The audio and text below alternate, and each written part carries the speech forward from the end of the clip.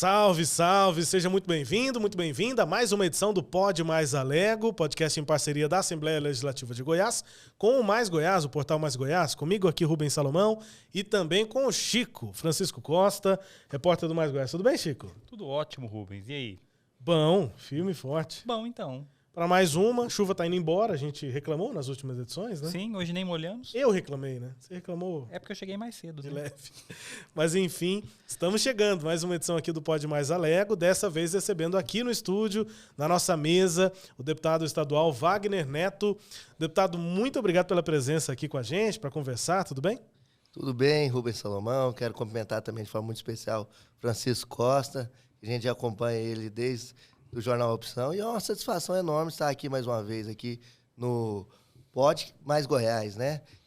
Mais Alego, aliás. Isso. É que, com certeza, está sendo um grande sucesso. Eu tenho notado isso nas entrevistas dos deputados aqui da Assembleia Legislativa do Estado de Goiás e fico muito feliz de hoje estar tendo essa oportunidade também. Eu também estou bem satisfeito. Acho que o Chico também, né? Nossa equipe toda aqui. Com certeza. De ver o resultado, né? Porque aí os deputados vão comentando. Eu já ouvi esse comentário. Sim. Quando é que eu vou? Isso é bom, né? Não, todo mundo vem, né? Vivo recebendo mensagem. E aí, como é que a gente faz pra ir? Não, calma, vai todo mundo. Pode Só esperar. marcar. Só marcar. É isso. Vamos Não tem esperar. ordem muito definida. A gente Não. quer só conversar mesmo, conhecer os deputados e apresentar. A gente fala isso normalmente, né, deputado? É uma realidade que vocês vivem sempre.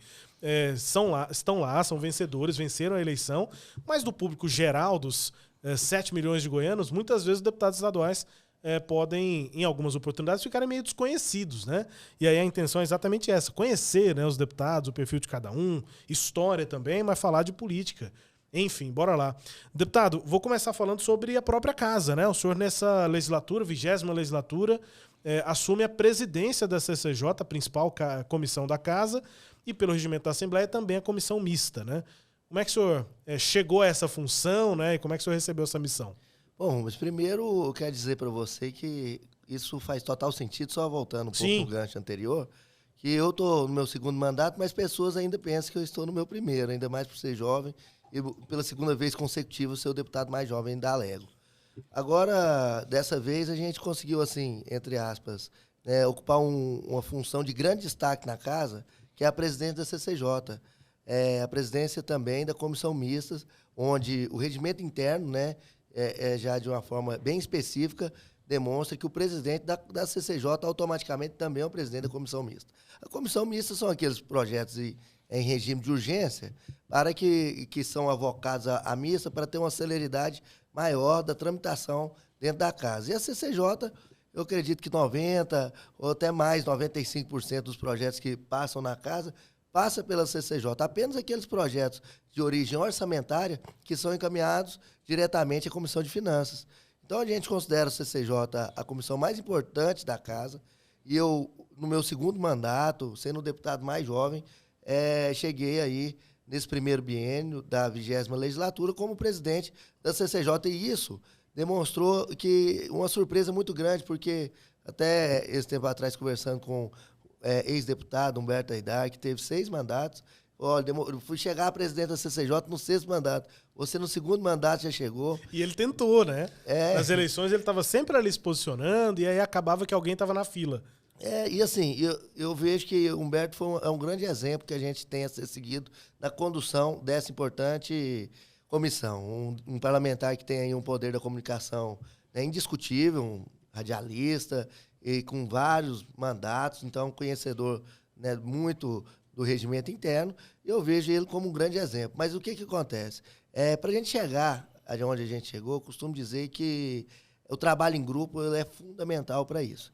Eu fui eleito com 14 mil votos nas eleições de 2018 e chamei o Júlio Pina, que foi o penúltimo mais votado entre os 41 eleitos, e o Coronel Dailton. Falei, olha, nós temos que montar um grupo político aqui para a gente poder montar uma chapa onde a gente tem uma competição de disputa, né, com a quantidade menor de votos. E aí, nisso, a gente conseguiu atrair muitos jovens, novos candidatos, né, candidatos à eleição, e nós conseguimos montar uma bancada no PRTB, né, um partido que à época era presidido pelo Denis Pereira, que hoje é secretário de Administração e Infraestrutura de Goiânia, e nós conseguimos montar uma chapa assim, extraordinária. Detalhe, sem fundo eleitoral, aliás, com um pequeno fundo eleitoral que não veio nada para Goiás. Né? Sem fundo partidário, sem tempo de televisão e rádio, e nós fizemos uma bancada com 4 deputados estaduais, perdendo apenas para a União Brasil com 6, do governador Ronaldo Caiado, e para o MDB com 6, do vice-governador Daniel Vilela. E quando nós fizemos essa chapa, essa bancada, composta por mim, o Coronel Dailton, o Júlio Pina e a doutora Zeli, ex-vice-prefeito da cidade de Valparaíso, nós já sentamos e falamos, olha, nós temos que articular em grupo. E nessa articulação em grupo foi onde nós conseguimos articular a presidência da CCJ, onde os meus colegas me deram aí o aval deles, né, me avalizaram como candidato, e nisso, dentro da negociação com o atual presidente Bruno Peixoto, nós alcançamos essa comissão tão cobiçada e num prazo assim, de muito pouco tempo de Assembleia Legislativa, e repito, muitos lugares eu não sou nem conhecido, e hoje agradeço a oportunidade para eu também me apresentar para as pessoas que ainda não me conhecem. Só queria fazer um comentário antes, que o senhor disse que tem que se inspirar no Humberto Aidar, que foi 6 vezes deputado e conseguiu chegar a CCJ, mas eu acho que o Humberto pensa diferente, viu? Acho que é melhor inspirar no Wagner, que no segundo mandato já conseguiu. O exemplo é inverso. Eu acho que o exemplo é inverso.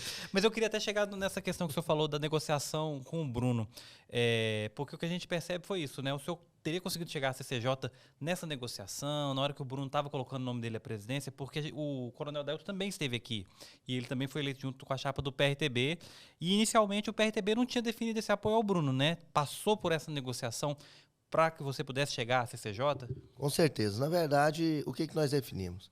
Falamos, olha, nós temos aqui que buscar uma articulação em bloco. Olha a situação. Bruno, eu não estou aqui falando em meu nome, eu estou aqui falando em nome de 4 parlamentares. E foi você que fez essa negociação direto? Não, inicialmente sim, porque é o seguinte, eu acho que quando você trabalha em grupo, o que é o segredo? O segredo é o seguinte, de repente um candidato vai querer falar comigo, ou vai querer falar com o Júlio Pina, ou com a doutora Zeli, ou com o Coronel Dailton, eu acho que todos eles têm que ter a liberdade de dialogar. O X da questão é o seguinte, na hora de bater o martelo, bater os 4. Ah não, atendemos 3 aqui, mas ficou um ali de fora, então não está fechado. Então, esse foi um jogo muito transparente que nós fizemos, e eu acho que foi algo extremamente importante. E o que eu quero dizer? Que quando começou a corrida da presidência, tínhamos 4 pré-candidatos a presidente. De 6 deputados do União Brasil, 4 eram pré-candidatos. Então, assim, o MDB, que tinha uma bancada maior que a nossa, que poderia ter se articulado internamente para poder articular a presidência da CCJ, estava rachado. Porque tinha uns que estavam com o Vermontes, outros estavam com o próprio Renato de Castro, outros estavam com o Bruno. Então, nós procuramos buscar essa articulação em conjunto. Ou seja, o natural talvez seria o MDB ter a presidência da CCJ, já que a União Brasil estaria na presidência da casa. Então, isso aí foi algo que a gente conseguiu articular lá atrás, nos organizamos e realmente deu certo. Até porque o PT... o PL e o PP fizeram 3 deputados. E também articular em grupo. O PT tem esse hábito de articular em grupo, isso aí a gente tem que reconhecer. O PL e o PP também, entre aspas, eles tentaram ali, só que como era uma bancada mais jovem, mais nova, do PP, que todos foram eleitos agora, entraram agora, eu acho que talvez também... Mas, de toda forma, é uma comissão cobiçada e não é fácil também um partido com uma bancada menor chegar também a essa função tão fácil, a menos que você tenha um grupo político que não depende de partido ali bem formado, te bancando diante de uma articulação como essa. E agora vocês aumentaram a bancada, né? Que agora vocês nós aumentamos. Para o Solidariedade, que já tinha... É o Galindo que é do Solidariedade? Isso mesmo. O que acontece? Como o PRTB não atingiu a cláusula de barreira, você vê, a bancada federal que mais fez votos no Brasil foi o Estado de Goiás. Estadual, que a maior bancada do Brasil foi o Estado de Goiás. Então, o que nós articulamos? Nós vamos ter que ir agora para um partido que tem fundo eleitoral, que tem fundo partidário, que a gente vai poder ramificá-lo no Estado de Goiás. Até porque o ano que vem, 2024, tem eleição de novo. E as eleições de prefeito é um ponto muito importante para as próximas eleições. Tanto para nós, deputado estadual, federal, senador e governador. Presidente da República, vale também, vale, mas assim, como se diz, é algo um pouco maior, então, mas para a governadora, na chapa majoritária, em todo contexto, eu acho que é fundamental. Então, o que acontece? Nós decidimos ir por Solidariedade, que também não tinha atingido a cláusula de barreira, assim como o PROS também não tinha atingido. Então, o PROS incorporou ao Solidariedade, onde o partido volta a ter fundo partidário e fundo eleitoral, um tempo de televisão e rádio, que vai dar um suporte maior. Além do patrimônio do PROS, todo ser acoplado ao Solidariedade. Então, o PROS tem sede própria em Goiânia, tem sede própria em Brasília. Então, tudo isso aí, com certeza, vem fortalecer também o partido. Apesar que o PROS teve 700 mil votos na esfera federal e o Solidariedade 1.700.000. Então, é 1 milhão de votos a mais. Porém, a somatória, realmente, hoje, está nos colocando numa condição de diálogo de um partido maior. Agora, o nosso desafio maior hoje é fazer prefeitos, vice-prefeitos e vereadores para a gente poder ter uma robustez de apoio e tentar pleitear uma vaga na chapa majoritária. Esse é o objetivo do Solidariedade. E tem algum risco, porque o PROS está naquele imbróglio judicial do Eurípides, do Marcos Holanda,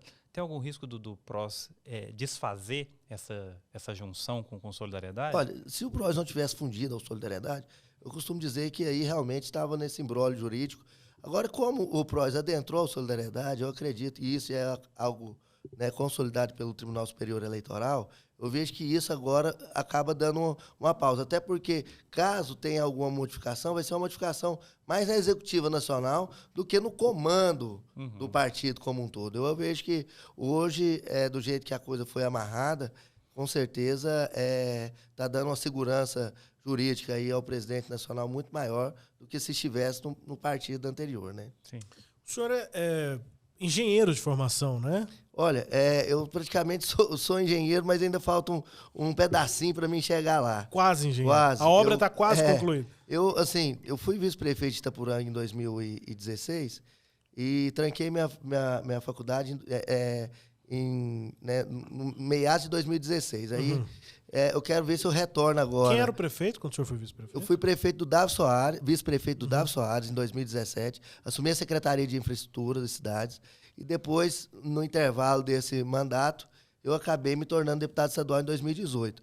Detalhe, naquele momento houve um rompimento entre eu e o prefeito. Não tive o apoio do prefeito, o qual eu era vice. Não tive apoio de vereador nenhum na cidade de Itapuranga. Cidade que eu nasci, que cresci. Meu pai foi prefeito 2 mandatos, vereador. Mas tive o apoio da população, tendo uma votação extraordinária naquela época. Quase 59% dos votos, 58,5% para ser mais exato. E você foi eleito em qual partido em 2018? No Patriota. E o Patriota houve o mesmo procedimento. Depois que eu entrei, o PRP incorporou no Patriota. Aí eu acabei indo para o PROS.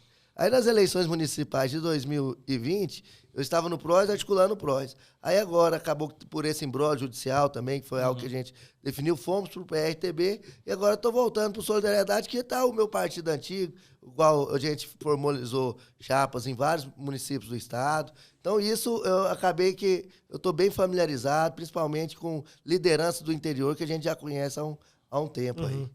A gente tem esse momento assim da conversa que a gente fica curioso, né, como sempre, para saber da origem, da história, enfim, como é que os deputados viram políticos, enfim. O senhor tem a história do pai do senhor, né, que é o Júnior, né? Wagner Camargo Júnior. Wagner Camargo Júnior. Mas né? conheci também como Júnior Camargo. Júnior Camargo, isso era o nome de urna dele, né? Isso. Ele foi político antes de ter sido prefeito, chegou a ser vereador. Eu queria saber dessa origem, ou seja, o senhor é de 91. Justamente. O pai do senhor foi prefeito de 2001 a 2008, né? Justamente. Assim, então o senhor foi um adolescente que tinha um pai prefeito. Mas e antes disso? O senhor foi uma criança que tinha política em casa? O senhor sempre quis ser político? Não, isso é muito importante. Essa parte eu acho interessante. Primeiro que meu pai eu falo que ele já despertou, assim, um interesse pela política bem mais jovem do que eu me despertei quando criança e adolescente. Porque meu avô era produtor rural e médico, dono de hospital no interior. Nasceu em Uruana, depois foi para Itapuranga. E nisso, meu pai veio para Goiânia, militou no movimento estudantil aqui, foi presidente do Centro Acadêmico de Medicina Veterinária da UFG.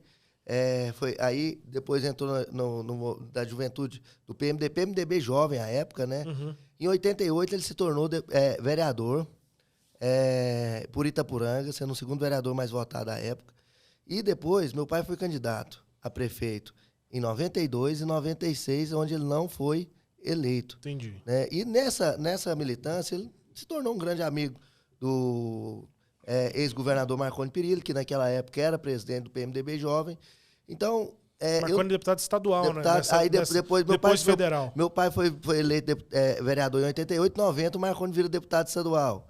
Aí depois meu pai apoiou o Marconi para deputado estadual, deputado federal em 94, e foi um grande apoiador do Marconi na eleição de 98 ali na nossa região. A partir daí, o que acontece? Em 92 eu tinha 1 ano de idade, não lembro dessa eleição. Meu pai perde a eleição para Itapuranga, para prefeito, por 400 votos. Foi uma das eleições mais disputadas da história. Depois, em 96, após ter apoiado o ex-prefeito e ex-deputado Tito Coelho Cardoso em 94, o Tito, naquele momento, tinha um compromisso de apoiar meu pai em 96, mas com a proximidade do meu pai ao Marconi Perillo, e aí veio a criação do PSDB, meu pai foi para o PSDB, o que aconteceu? O próprio... Otoniel Machado, que era um grande amigo do meu avô, falou, olha, afasta seu filho do Marconi, que nós vamos trabalhar para elegê-lo prefeito de Itapuranga. E acabou que meu pai, olha, não tem como, ele está no PSDB, ele vai seguir lá. E aí, o que acontece? O Maguito Vilela, com toda a cúpula, né, do MDB daquela época, chegou no Tito, que era o deputado estadual, e falou, pode ser candidato a prefeito lá, que nós vamos te ajudar. E aí acabou ele sendo candidato a prefeito, ganhou do meu pai pela segunda vez. Essa eleição eu já me lembro um pouquinho. Sim. Foi um momento muito difícil da minha vida, 96. da vida da minha família, em 96. Duas derrotas pesadas, né? E essa segunda, ela foi muito pesada, porque naquela época a campanha era muito pesada. Era almoço, você podia fazer tudo. Podia fazer tudo. Camiseta, showmício. A máquina pesava boné, muito. Era uma coisa assim. E aí, em 98... Muro pintado. Em 98 veio a grande virada. E meu pai assumiu a diretoria de operações do Detran. E ficou em 99 e até março de 2000, onde ele saiu para ser candidato a prefeito de Itapuranga. E o Davis, o qual eu fui vice, assumiu a função no lugar dele. Moral da história. Meu pai foi eleito em 2000, né? Assumiu em 2001. Foi reeleito em 2004, o único prefeito reeleito da história de Itapuranga. Não sabia dessa curiosidade. Itapuranga não reelege prefeito. Não reelege. É uma cidade que é engraçado que no seu contexto histórico não se reelege. Pode ser que no futuro isso mude, mas até hoje foi o único. Mas aí em 2000, com 9 anos, você já estava interessado por política? Rapaz, eu era um cara que repudiava. Não é que eu repudiava. Eu sempre fui um cara humilde, uma pessoa solista, que convivi sempre no meio das pessoas, independente da classe econômica que pertencia. Só que o seguinte, eu sentia muita falta do meu pai. Porque a política ela é muito sacrificante. E as pessoas talvez não entendem isso, porque... E o senhor perdia o pai para ele perder, né? Para ele perder a eleição. Isso devia ter Pois sido... eu ficava assim... na verdade, no íntimo a gente torcia pro meu pai ganhar, porque a gente viu o esforço dele. Claro. Mas eu sentia falta dele nas escolas, no campo de futebol, da gente poder sair para tomar um sorvete. Criança, ali você ter o seu pai próximo de você é muito importante. Então, eu queria ter uma intimidade maior com meu pai. Então, muitas vezes, acabava que a gente tinha problema, porque eu gostava demais de jogar futebol. O dia que ele ia para a beira do campo, eu ficava nervoso, embaraçava com a bola, ele danava comigo, eu danava com ele, ali a briga estava pronta. Mas, assim, tudo isso é coisa que o tempo vai dizendo. E o que aconteceu? Em 2000, e depois que meu pai foi reeleito, ele acabou tendo um problema pessoal com a juíza do município, à época.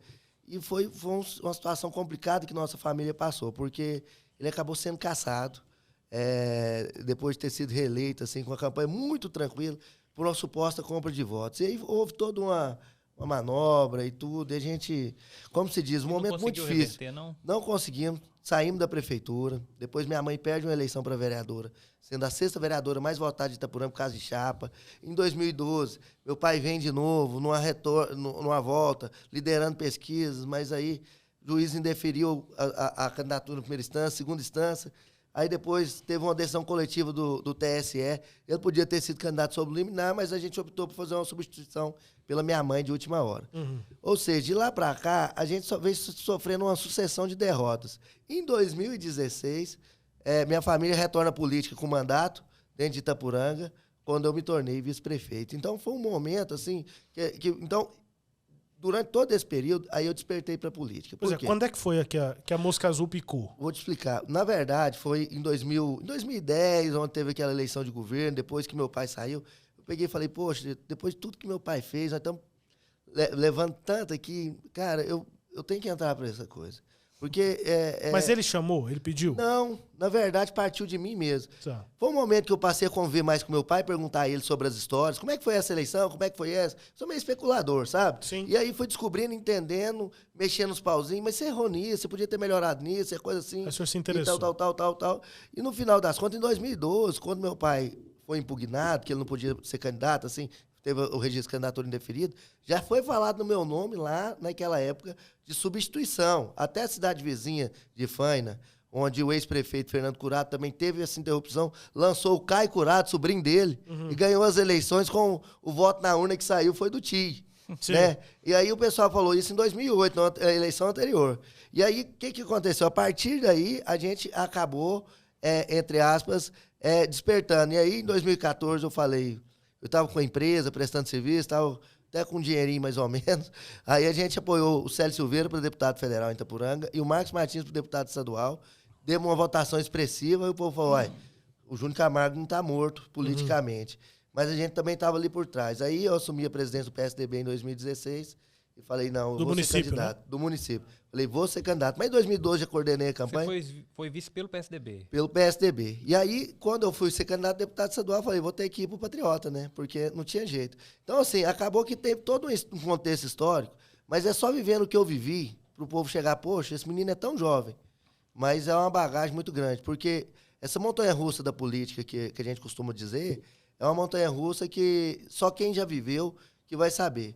A gente, para aprender a andar de bicicleta, a gente tem que cair também. Se a gente não cair, a gente não tem medo de certas proezas e acaba colocando a gente em maus lençóis. Então, eu acho que dentro desse caminho eu aprendi muito com a experiência de vida do meu pai, da minha família, para poder chegar com a maturidade que a gente chegou aqui hoje. E a relação com o Júnior hoje, com o pai do senhor, não é como era na beira do campo antes. Olha, não, eu vou te dizer, na verdade... Porque agora, basicamente, o senhor está jogando e ele está acompanhando, né? Eu assim...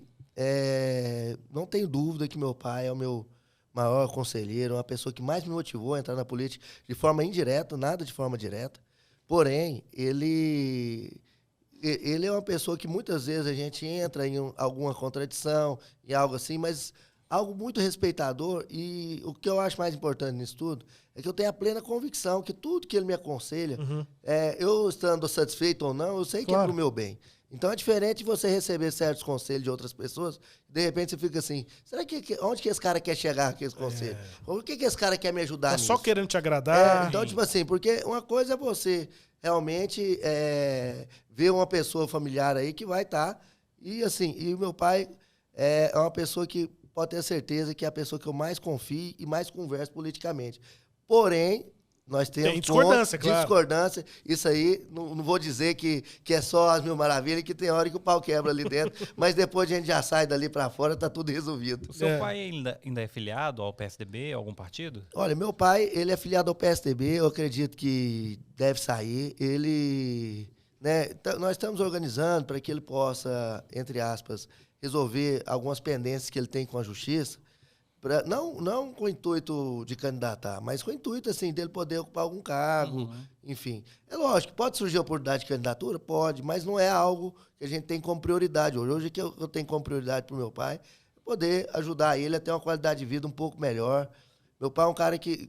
Eu falo que a política, talvez as pessoas não sabem, não é só o dinheiro que você gasta quando você está nela, mas é o dinheiro que você deixa de ganhar quando você está fora dela. Meu pai já teve loja agropecuária em Itapuranga, a primeira fábrica de ração de nutrição animais, de grandes animais em Itapuranga, foi meu avô que construiu e acoplado com a loja agropecuária que ele tinha. E hoje Itapuranga virou um polo de nutrição animal. É uma coisa de doido. A grande quantidade de fábricas de rações que tem lá. Então, assim, se você pegar as grandes lojas agropecuárias, os donos estão muito bem, porque eles estão faturando muito, enfim. Meu pai acabou vendendo a loja por causa da política. Então assim, tem todo um contexto, assim, de falar, poxa, eu tenho que ajudar meu pai. Eu sei ajudar no sentido de ele poder ter uma renda melhor do que ele tem, ter uma qualidade de vida melhor. Então, assim, esse é o intuito. Mas, se Deus permitir e ele tiver a oportunidade de ser candidato um dia, voltar a ser prefeito de Itapuranga, eu acho que ele tem que concluir o mandato dele, que eu acho que seria muito justo. Mas isso quem vai dizer é o tempo, eu não estou aqui fazendo pré-campanha para ele, não. Só acho que se tiver essa oportunidade, Itaporanga estará muito bem representada. Eu queria aproveitar o gancho também, você foi do PSDB, o seu pai ainda está no PSDB. Qual que é a sua relação hoje com o PSDB? É um partido que acho que você tem iniciado por ele. E como você vê o PSDB hoje aqui em Goiás e no país também? Bom, primeiro, eu fui um militante da juventude do PSDB durante muitos anos e nunca ocupei um cargo no governo Marconi naquela época. Eu vejo que muitas pessoas que eram superintendentes, jovens, que ocuparam cargo de destaque, hoje estão aí completamente fora da política. E eu tive uma militância dentro do movimento estudantil. Fui presidente do Centro Acadêmico de Engenharia Civil e coordenador geral do DCE da PUC. Na época eram 27 mil alunos, então ali eu me despontei como uma jovem liderança. Mas ali, ao mesmo tempo, eu não vi alguém que poderia ter me pincelado e falar assim, esse menino aqui é bom, vamos aproveitar ele aqui. Eu acabei retornando a Itaporanga para poder ali me estruturar politicamente. Naquele momento, eu acho que eu estava no momento do declínio do ex-governador Marconi Político, no que diz a popularidade política. Então, o que acontece? Em momento algum, você vai me ver falando mal dele, porque é uma pessoa que eu admiro, etc. e tal. Porém, o que aconteceu? Na campanha de 2018, o prefeito da minha cidade foi eleito no PSD em 2016 e foi para o PSDB. Eu não tive ajuda, de forma direta, indireta, naquela campanha, de nada do partido. E também não cobro isso, eu acho. Também não tive ajuda agora do governador Ronaldo Caiado. Mas o que eu vejo é o seguinte, que aí ganhei as eleições, entre aspas, de uma forma meio que independente, porque eu fui muito retalhado pelo prefeito da minha cidade, porque dentro de uma coordenação de uma campanha estadual, muitas vezes a liderança olha o prefeito da cidade, a principal liderança lá em Itaporanga é o prefeito. Então, a partir daí, eu peguei, ganhei as eleições, falei para meu pai, eu só não vou ser base do Caiado se o Caiado não me quiser na base política dele, porque é uma pessoa que eu admiro quanto parlamentar. Eu vejo que é a bola da vez hoje no governo do estado, que tem tudo para fazer uma boa gestão e a gente vai fazer essa aposta. E fizemos desde o primeiro momento. Ou seja, não tem nada contra o ex-governador Marconi Perillo. O dia que eu estive com ele, num evento que nós encontramos por acaso, ele me perguntou, o que seu pai acha de eu ser candidato? Eu falei, meu pai acha que você deve ser candidato a deputado federal. Porque você vai ter uma eleição mais tranquila, você vai voltar para o cenário. E eu acho que ele não ficou muito satisfeito naquela época, mas hoje eu acho que ele arrepende de não ter sido. Era uma visão mais realista, mais pragmática, né? Agora, em relação ao PSDB, no atual momento, que foi um dos maiores partidos de oposição durante muito tempo do governo PT, hoje está num momento extremamente fragilizado, né? Ele está federado com o Cidadania, me parece que vai ter uma federação também com o Podemos, para poder se reestruturar. Então, é um momento assim, que nós estamos vivendo assim, de reestruturações partidárias, que pode ser que o PSDB se ressurja. Mas, ao meu ver, eu não vejo ele como um protagonismo político no Brasil e em Goiás, como ele já foi no passado, sem querer falar mal, né? Mas é uma visão que eu vejo momentânea. Hoje o PSDB com muita dificuldade política, mas também ele está no jogo aí para poder se reestruturar e se reerguer. Só uma dúvida, voltando à questão de Itaporanga, o senhor citou isso quando estava falando da história, né? Enfim, da história do senhor, a história do pai do senhor na política. Qual que é a previsão, ou pelo menos o trabalho, né, do grupo político do senhor para Itaporanga em 2024? Olha, eu estou numa sinuca de bico. E aí a dúvida que eu tenho é a seguinte, a gente não conhece... muito grande, porque eu tive 65, quase 66% dos votos, 65,9%, 11.042 votos. O que aconteceu? Eu tive o apoio do Miro, que perdeu a eleição, pro Paulinho, o qual meu irmão foi candidato a vice. Tive apoio do atual prefeito do Paulinho, que é do PT, que enfrentou o partido dele para me apoiar. Ao mesmo tempo, teve pessoas do PT que não me apoiaram, teve pessoas do PP que não me apoiaram, mas o que eu vejo? Eu vejo que as principais lideranças políticas do meu município esteve ao meu lado. E os possíveis candidatos a prefeito. Tá. Então, diante disso, hoje eu estou assim, com muita tranquilidade, com muita leveza. Eu não tenho como ficar neutro na eleição municipal, ainda mais no meu município. Claro. Eu sei que o lado que eu me manifestar, eu vou desagradar um ou outro. Não vou ter como agradar todo mundo. Mas o senhor se vê no executivo? Não. Hoje eu estou fora do processo direto, porque nós já adquirimos aí uma representatividade regional. Na eleição passada, eu tinha sido mais votado de Itaporanga e Goraíta. Hoje, eu sou mais votado de 10 municípios do estado de Goiás. Saí de 14.256 votos para 32.543. Então, eu estou num crescimento na esfera estadual que não tem como a gente hoje deixar o nosso mandato para pleitear uma função dessa, apesar que quem não quer ser prefeito da cidade que nasceu? Uhum. Mas, assim... então a gente está conduzindo... Mas o grupo deve ter vários candidatos, provavelmente. Temos. Aí o que acontece? Não deve afunilar. Vou montar a chapa de vereador, vou sentar com o meu partido, vou conversar com todo mundo e a gente vai buscar esse diálogo de uma forma muito intensa. O que eu quero dizer é que vou tomar a decisão na hora certa, mas o que não vai faltar é diálogo para poder ver os melhores caminhos, o melhor caminho para Itaporanga, porque o que nós queremos mesmo é que Itaporanga possa crescer e se desenvolver o máximo possível. Vejo que o prefeito atual está fazendo uma campanha razoável, um mandato razoável, não é um mandato dos piores, mas também tem algo a melhorar e a gente quer poder ver se a gente consegue poder ajudar mais. E vejo também que a oposição também tem total direito de se organizar e a gente também não vai ignorá-la no processo de articulação para a gente poder ver qual que é o melhor caminho a ser seguido. Eu vou quebrar o assunto por completo. Quando Fique à vontade. Você estava contando a sua história, você falou que nasceu em 91, aí sua lembrança é mais ou menos de 96. Eu fiquei pensando aqui numa coisa. Você não viu a Copa de 94? Não, justamente. Meu pai perguntou, o povo ficava brincando assim. Minha mãe falava assim: quem que é o melhor jogador do mundo? Eu falava assim: o Bebeto, Romário e meu pai. É porque a gente. Mas é uma resposta. Mas eu lembro da de 98, né? Que foi uma pena o Brasil não ter sido campeão. E eu acredito que se o Ronaldo não tivesse dado a convulsão, nós seríamos. O time jogou muito pior por causa disso também. Foi toda a equipe, né? Então você lembra do Bebeto e do Romário de história, mas não lembra de ter visto. E lembro do Bebeto no meu time, né? No Botafogo, né? Você é botafoguense? Sou botafoguense. Tá difícil, né? Um dos poucos sobreviventes. tá difícil. Deputado, todo respeito, botafoguense. Botafoguense é atleticano, viu? Mas Goiano. Dragão? Ah, tá. Dragão. Eu sou Atlético Mineiro. Ah, tá. Não, dizer que a vida de botafoguense tá difícil é meio pleonasmo, porque já tem algum tempo, né? É isso aí. Mas o Botafogo mas o passa Botafogo, o sofrimento, ele faz parte da vida do botafoguense. Da vida do o torcedor. título do Botafogo é muito sofrido, então a gente comemora muito. É como se tivesse ganhado uns 3 em seguida. Mas nos anos 90 a gente ainda tinha um reconhecimento grande pelo Botafogo. Sim, né? tudo maravilha, começo dos anos 2000 também. Sim. Ainda se falava muito do Botafogo, mas parece que nos últimos anos o sofrimento aumentou um pouco. Não, né? mais ou menos. No começo dos anos 2000 foi meio difícil. Em 2002 o Botafogo caiu, né? Eu acho que eu vivi meus anos de glória quando o Sidorf veio pra cá. A gente ficou terceiro lugar do Brasileirão. Foi. E se o Botafogo não vence o Vitinho, nós éramos campeões, eu acho. Muito bem. Depois a gente fala também do seu... América, não? Atlético, né? Mineiro. Não, América, não é Galo. Tá bem, mas eu prefiro não falar. Já teve melhor eu sou um torcedor dos mais discretos possíveis.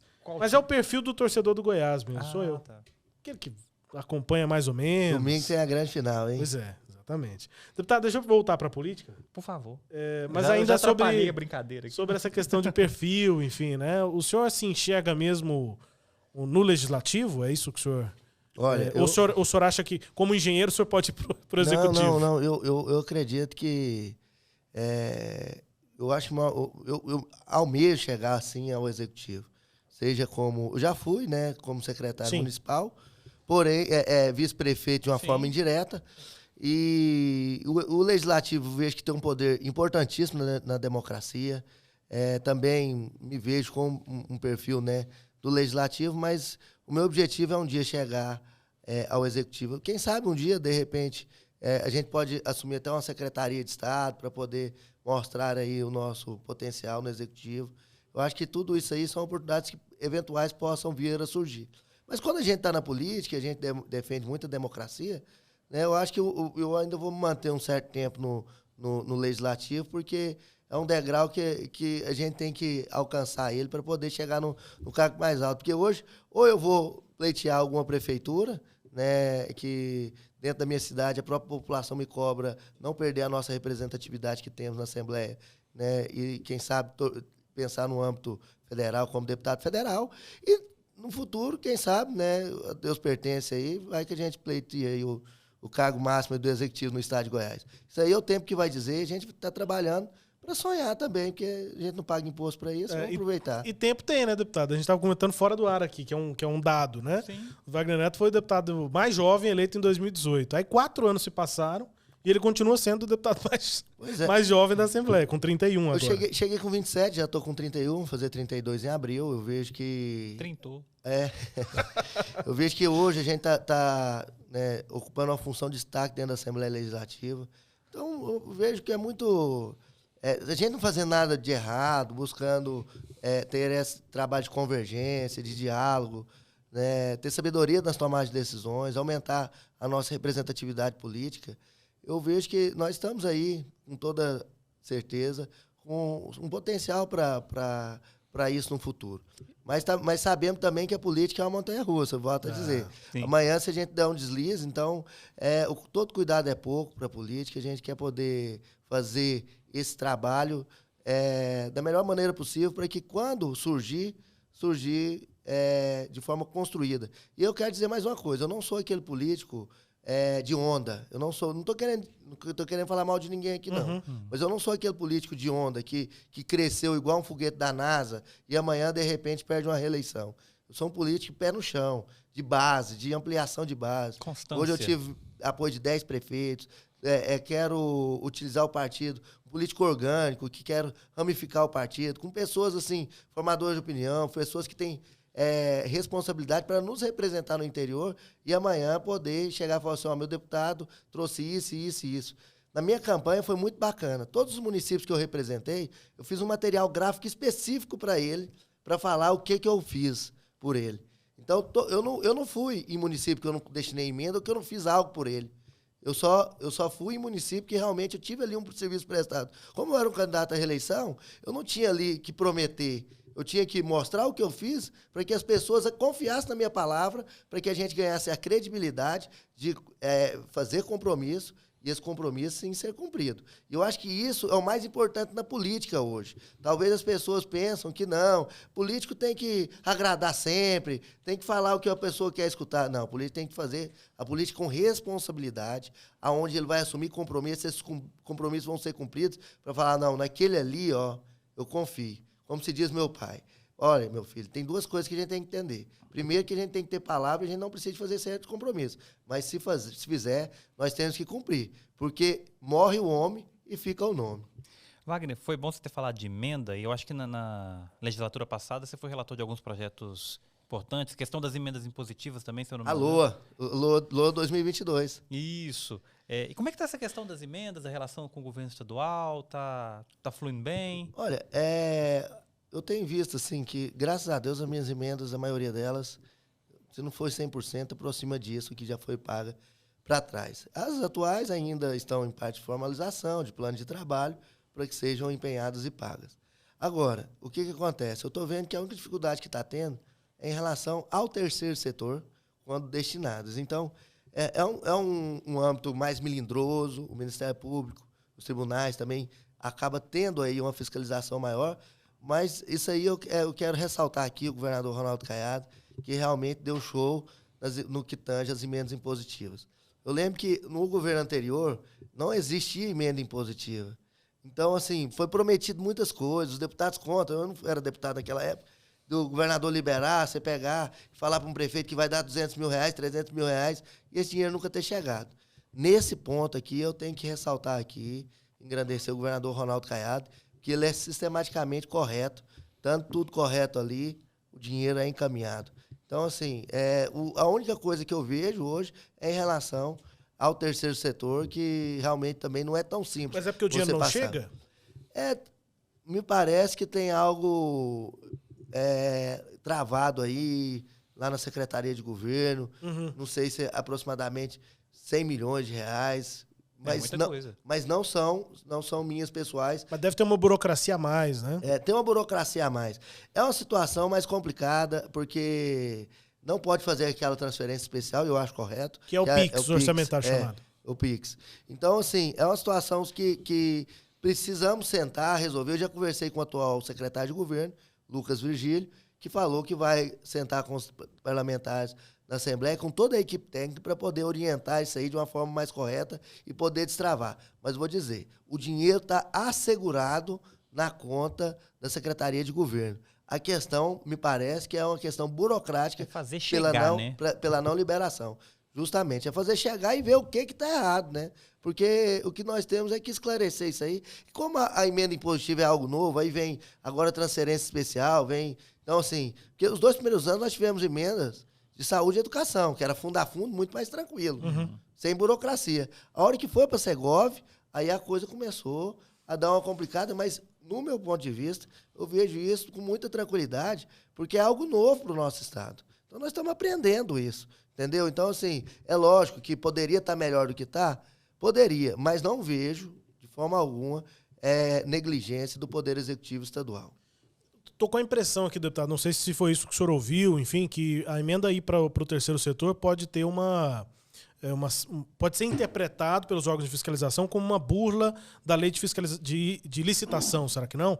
Dependendo do valor da emenda, aquilo, para você enviar dinheiro público para um ente privado, né?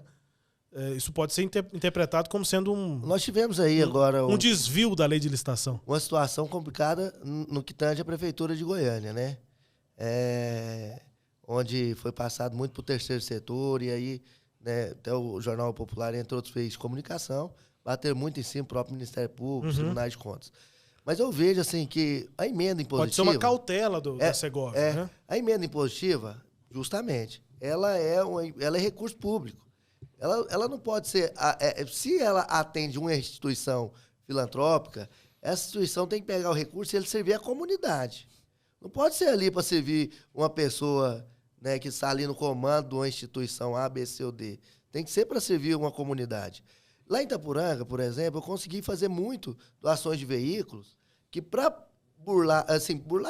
para diminuir a burocracia, eu passava para o município fazia um comodato com um lar da melhor idade, o lar São Vicente de Paula. Também nós passamos uma van para uma comunidade terapêutica Bom Pastor. Ou seja, ali está um comodato. Tem um município, né? Intermediando. E são entidades que estão ali de forma direta ou indireta atendendo a população. Né? Uma pessoa que hoje, um idoso que não tem quem cuidar, um abrigo, ele está ali fazendo um trabalho social. Então tem que ter esse perfil. E muitas vezes o que eu vejo é que talvez tem entidade que não tem nem CNPJ querendo receber emenda. Pois é. Então, assim, realmente pode ser um erro formal. E se houver um erro formal, o Estado não tem que pagar mesmo, porque tem que pagar o que for lícito e correto. Wagner, nós conversamos muito com questão partidária, aqui falando do PSDB, falando de federação, falamos de Solidariedade, do PROS. E parece que a gente está migrando, não para 2024, mas talvez em 2023, ter uma eleição... 2026. Com pouquíssimos partidos, né? Você acredita que hoje essa questão partidária ela é mais uma questão de oportunismo, do candidato ver o melhor partido para se candidatar, ou ainda tem essa parte ideológica? Olha, nós estamos tendendo para começar a ter uma parte ideológica. Ainda não chegamos onde devemos chegar. Isso é uma questão muito real. Por quê? Porque realmente, mesmo que, vamos colocar, bipartidarismo, né, numa situação bem definida, vai ter as pessoas que falam assim, vou pro partido A, vou pro partido B para me ser eleito. Isso aí sempre vai existir. É uma parcela. Mas eu vejo que hoje, quando você começa a resumir os partidos políticos, você começa a esperar uma democracia um pouco mais ideológica, aonde as pessoas vão ter que começar a entender certos perfis de debate, perfis de discussões. Eu acho que isso... Econômicos. E aí a matemática para ser eleito vai ser meio parecida, né? Com menos partidos. Justamente. Não, porque aí aí você vai ter ali mais ou menos uma situação parecida de votos, né? E você vai buscar ali uma questão ideológica. E isso é fundamental para a democracia. Porque do jeito que estava, onde permitia coligação proporcional, todo deputado federal era presidente de um partido, ué. Por quê? Porque ali ele tinha o controle do fundo eleitoral para ele tinha o controle de tudo para ele, e ele poderia escolher o lado que ele quiser. Ou seja, hoje não. Hoje ele quer ser presidente, então ele vai montar a chapa dele. Então montar a chapa é um desafio para quem realmente sabe trabalhar em grupo. E isso valoriza, sim, o parlamento, valoriza a liderança e valoriza as ideologias partidárias que, se existe 10 partidos, 15 partidos, todo partido tem que ter a sua ideologia. Então, na verdade, nós tivemos ali um pluripartidarismo no país. Mais de 30, né? Então não existe essa de ideologia, não existe tendências ideológicas. Então nós temos que resumir. O Fernando Henrique disse uma vez, né? Que tinha 30 partidos e não devia ter 6 ideologias diferentes. Pois é, a verdade é essa. Então eu acho que assim, o Brasil, essa reforma política que tivemos, eu acho que isso é importantíssimo para a democracia e automaticamente eu vejo que traz uma eficiência muito maior para as gestões. Deputado, temos tempo ainda. Uma última questão em relação a essa relação de poderes. Como é que o senhor enxerga, desde que o senhor foi eleito, né, em 2018, começando a legislatura em 2019, parece que tem acontecido uma aproximação gradativa do Legislativo, da Assembleia, com o Executivo. Começou ali com o Lissauer Vieira na presidência, mas um Lissauer mais independente, até talvez mais próximo de um discurso de oposição. Aí aquilo foi mudando, terminou com o Lissauer muito próximo do governo. E agora com o Bruno Peixoto, o discurso aberto é de mãos dadas, né? Eu tenho feito essa pergunta para os parlamentares para ouvir, porque essa crítica tem sido constante, né? O senhor acha que a Assembleia e o governo hoje, o Executivo, são mais harmônicos do que independentes, pensando nos termos lá da Constituição? Ou seja, tem harmonia de mais e menos independência hoje? Olha, até agora está muito tranquilo por 2 motivos. Primeiro que o Caiado está com uma base muito grande de apoio, e isso dá uma tranquilidade muito grande para o Poder Executivo. Ao mesmo tempo, não chegou nenhuma matéria polêmica. Porque eu falo o seguinte, para ganhar, todo mundo é companheiro. Para perder, é só os companheiros de verdade. Então eu vejo o seguinte, que a Assembleia, até então, nós estamos vivendo um momento, né, muito tranquilo, está tudo às mil maravilhas. A partir do momento que o governador colocar um projeto de lei que tem ali um apelo popular contrário ao projeto, aí sim nós vamos começar a entender como é que está sendo a 20ª legislatura. Então, até então, eu vejo que está tranquilo. Não que o governador está tranquilo. É porque, realmente, as matérias que nós aprovamos do governo, todas elas foram extremamente positivas. Matéria de gratificação para os professores, sim. Matéria de transferência de renda, onde aquele idoso que não está recebendo o BBC, de 60 a 65 anos, vai passar a ter uma renda ali de transferência de renda, a mulher agredida, entendeu? A criança que tem ali mais condições de criação, que o Estado vai intervir. Então, são projetos até então, assim, que as pessoas estão votando com muita tranquilidade. De repente, a oposição... Difícil votar contra, né? Não, a oposição quer criar uma situação, mas isso aqui, aquilo ali, não pega, né? Não estou querendo, mas é lógico, a oposição tem o papel dela, não quero aqui discriminá-la por isso. Mas é uma situação que está muito light. Aí agora, vamos ver se entrar um outro projeto, assim, como um projeto que vai ali fazer alguma alteração na estrutura do servidor público, criar uma taxa nova que não é criada, algo extremamente impopular. Aí, meu amigo, aí a gente vai ver como é que vai ser a Assembleia Legislativa, igual nós vimos agora nesse primeiro mandato. Porque até então, eu acho que por esses 2 motivos. Mas mesmo assim, eu vejo que hoje o governador Ronaldo Caiado ele tem uma vantagem muito grande, porque a oposição do Estado de Goiás está hoje, assim, entre aspas, não está clara, não tem um líder hoje, embora tivemos as eleições aí agora em 2022, os candidatos que perderam as eleições, eu acho que saíram muito fragilizados do processo, né? Então, eu vejo que, no final das contas, até então também não está tendo aquele interesse, eu vou apoiar o governador tal, vou apoiar o governador tal. Então, está muito light por esse contexto. Eu acho que a hora que chegar o momento que surgir novos nomes, pré-candidatos a governadores, que começa a montar o grupo dentro da Assembleia, e ali tem um interesse político, aí o bicho vai começar a pegar de novo. Isso aí é o que a gente espera, né? Lembrando que o Caiado encerra o ciclo dele agora, né? Então, assim, temos o Daniel, que com certeza é o sucessor natural, mas devem surgir novos nomes daqui até 2026. Porque o Caiado, aí vamos colocar, o Daniel é o sucessor natural. Pode surgir um outro nome dentro da própria base do Caiado, aí a coisa começa a bagunçar de novo. Mas até então, o governador, ele está falando que é candidato na esfera federal a presidente da República ou a vice-presidente. Então, hoje ele não confronta o interesse de nenhum dos políticos ali da Assembleia Legislativa, nem mesmo no Congresso Nacional. Eu acho que está muito, muito light. A hora que a coisa começar a virar, aí pode mudar, mas até então a situação está bem favorável a ele. Mas não tem previsão de projeto mais polêmico, não? Não se fala sobre isso assim na base do governo? Tem algum comentário sobre algum projeto que vai criar algum tipo de polêmica ou não? Olha, comentário sempre tem, né? Mas é algo assim que até a coisa se firmar, eu sou muito discreto, assim. Realmente, eu não vou aqui falar de um projeto A, B, C ou D, porque se a gente fala uma coisa que possivelmente pode acontecer, amanhã vira matéria, falando, o deputado estadual falou isso e vai chegar esse projeto na Assembleia. Então deixa chegar, depois de chegar a gente debate sobre ele. Eu pergunto mais sobre clima, né? Porque, por exemplo, quando o governo estava ali querendo aderir ao RRF, tinha um monte de matérias que possivelmente chegariam e chegaram, né? Venda de parte da Saneago, privatizar estatais, Metrobus, enfim. Era um outro momento, era um outro clima. Parece que hoje o clima é o inverso, né? Justamente. Não tem nenhuma previsão de um projeto mais polêmico. O Estado está muito bem, né, financeiramente. Eu vejo que o Estado está aí caminhando para poder fazer uma gestão mais light nesse momento agora. O objetivo do governador... É de entrega, né, doutor?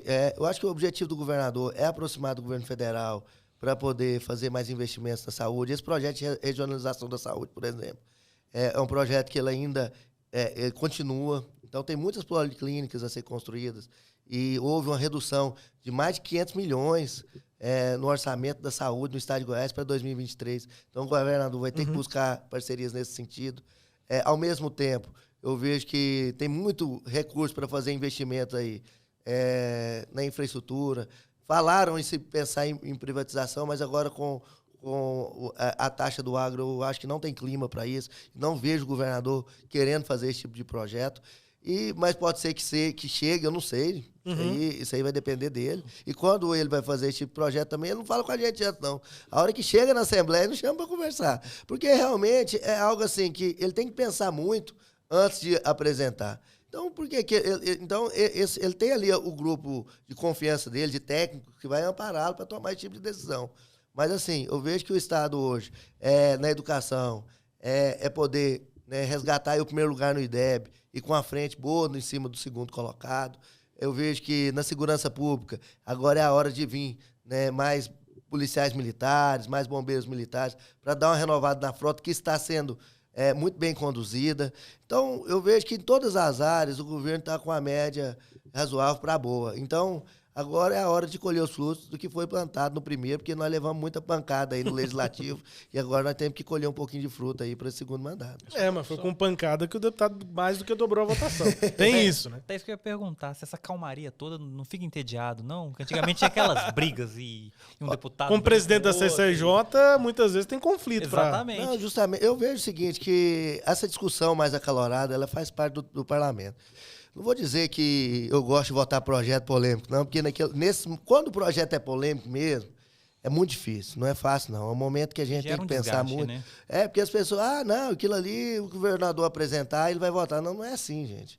Nós temos que fazer uma análise muito profunda, debater. Teve projeto de lei, assim, popular, que nós conseguimos fazer com que o governador recuasse lá dentro do Palácio das Esmeraldas. Falei, governador, esse não adianta. Esse não adianta a gente colocar agora. Então, houve esses momentos. Entendeu? Então, agora, vamos ver. Eu acho que o debate acalorado ele é bom. Porém, esses projetos polêmicos aí, pra gente que é deputado, realmente é um momento difícil do nosso mandato. Mas, graças a Deus, a gente sempre nós posicionamos de forma, ao meu ver, correta, que o resultado as urnas mostraram nas eleições de 2022. Deputado, rapidinho aqui. Taxa do agro, aquele desgaste já está mais ultrapassado? O governador foi na abertura da Tecnoshow recentemente, discursou para esse público e parece que a coisa está, se não resolvida, bem menos desgastante do que antes. Olha, já minimizou muito do que na região do senhor, né? O que o pessoal fala? A minha região é uma região que, na verdade, é mais pequenos produtores. Então, eles acabaram ficando, boa parte deles, isentos disso aí. Quem que está pagando? Produtor de soja, de milho, de sorgo, que vai comercializar eles como grãos, né? E também aquela pessoa que pega o animal na fase de vender no frigorífico. Porque tem a pecuária de corte, que o cara mexe com cria, vende ele cria o bezerro e vende o bezerro. Esse não paga. O que vende vaca magra também para o outro engordar e matar, também não paga. O que compra a vaca magra, que vai vender ela gorda no frigorífico, esse vai pagar. Então, tipo assim, na verdade, é algo que eu acho que de todos os projetos é o que está mais recente, já minimizou muito, mas eu acho que só vai minimizar de verdade, isso não acaba. Tem gente que vai levar isso pelo resto da vida, até morrer. Mas ele morre, assim, contrariado com a situação. Mas o que vai poder minimizar, de fato, é as obras de infraestrutura. O cara pegar uma estrada de chão, igual Itapuranga, Goiás, 429. Vê que o escoamento vai melhorar mesmo, que enfrenta ali, tirando leite toda semana, todo dia praticamente ali, de leite, propriedade. Porque o produtor de leite, o caminhão vai um dia sim, um dia não. Ou tem, dependendo do produtor, vai todos os dias. Aí pega um período de chuva, que o caminhão atola, e amanhã vem com o asfalto, aí fala assim, nossa, eu fui contra, mas hoje eu entendo que realmente foi necessário. Agora, caso contrário, tem gente também... De repente o cara tem uma fazenda na beira da GO070 duplicada, então esse aí fica contrariado mesmo. Mas aquele que está ali numa margem do AGO, que não tem pavimentação, que tem uma ponte de madeira, que cai, que vai fazer isso aí... Então, isso aí, realmente, eu acho que esse tipo de pessoa pode mudar. E tem gente que não vai concordar com isso nunca, o qual eu vou respeitar e entender. E tem gente que já desde o primeiro momento entendeu que era necessário.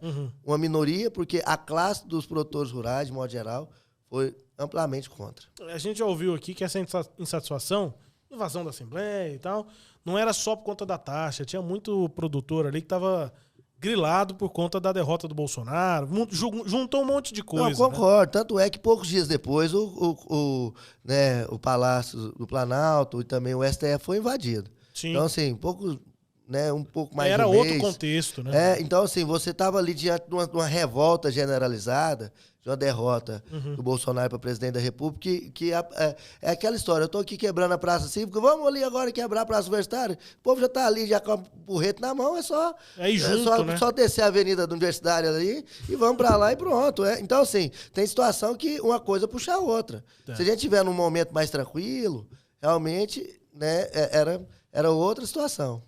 Deputado, boa sorte para o senhor nos diálogos em Itapuranga. Eu tô falando assim do agro, mas eu não votei o projeto do agro, não. Eu estava licenciado na época, só para esclarecer aí para os nossos telespectadores, né?